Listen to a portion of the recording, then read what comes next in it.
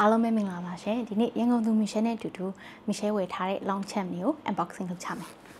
တိတိမီရှယ်ကခပတ်တွေကိုများသောအားဖြင့်ဝယ်လေးမရှိဘူးဝယ်တဲ့အခါကျလို့ရှိရင်ကိုကရေရှည်သုံးခံမယ်ကြာရှည်ခံမယ်အဆင့်တန်းရှိရဆိုတဲ့ပုံစံပေါက်တဲ့ခပတ်မျိုးကိုဝယ်လေးရှိရ brand အကြီးကိုလည်းမကြိုက်ဘူးတော့မဟုတ်ဘူးကြိုက်တယ်ဒါပေမဲ့ဈေးအများများပြီးတော့ဝယ်ရတာမတန်ဘူးပြီးတော့ out of date တင်မှာခက်ကုန်သွားတယ်လို့အမြဲတမ်းဝယ်လို့ရတဲ့ဒီဇိုင်းမျိုးပဲဖြစ်ရွေးချယ်ပြီးတော့ဝယ်ထားပါတယ်ခုဒီ9ခုထဲမှာဘယ်ဘူးစားဖောက်ရင်ကောင်းမလဲ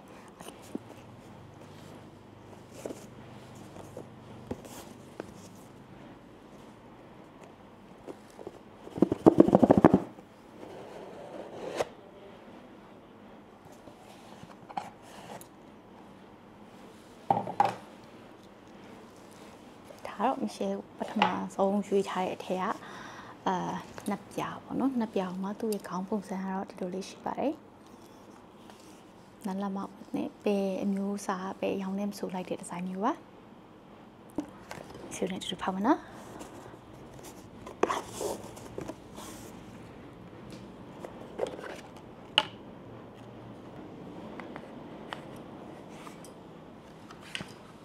ဒါလေးကထွင်းထွင်းဒါလေးကမရှယ်ရွေးထားတဲ့ထဲကဒါကတော့အသေးတွေရပဲပေါ့နော်ဒီလိုအသေးတွေကဒီလိုခေါင်းမပါပဲနဲ့ဒီလိုအပေါက်ထဲကနေဒီလိုမျိုးလေးဖိရတဲ့ဒီဇိုင်းပဲရိုးရှင်းရှင်းလေးပဲနော်ဟုတ်လိုက်တာနောက်တစ်ခုကတော့ဒီဘူးလေးဖောက်ကြည့်မယ်ဒီဘူးထဲမှာဆိုရင်ဘာပါမလဲသိတာတော့ဝယ်ထားတဲ့ဟာတွေတော့သိပါတယ်ဒီမှာဒီလိုလေးပါတယ်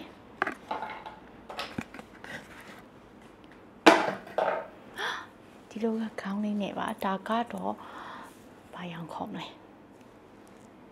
မိကိုမကြအစိမ်းကြအရောင်ပေါ့နော်ဒါလည်းဒီလိုမျိုးအသေးအင်ဂျီ dress တွေနဲ့ဝယ်လို့ရှိရင်အမြဲတမ်းအသုံးတည့်မဲ့ဒီဇိုင်းမျိုးပေါ့နော်မရှယ်ကတော့အဓိကရွေးတဲ့အကြောင်းဒီလိုဒီဇိုင်းတွေလည်းဘာကြောင့်ရွေးလဲဆိုတော့အမြဲတမ်းလည်းဖြစ်တယ်ပြီးတော့ရေရှည်ခံတယ်ပေါ့ဒီသေးစစ်တီဆိုတော့ဒါတွေကပဲချိန်ဖို့ပဲကောင်းတယ်လေနော်ကဲနောက်ဆုံးတစ်ခုပဲကျန်တော့တယ်ဒီအသေးပဲဖောက်ကြည့်မယ်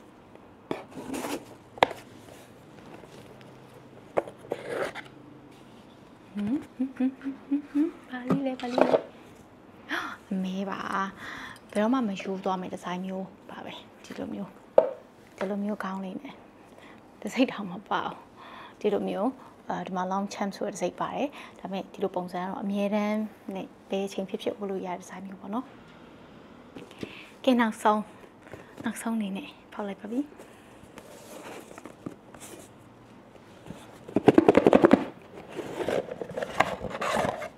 တင်း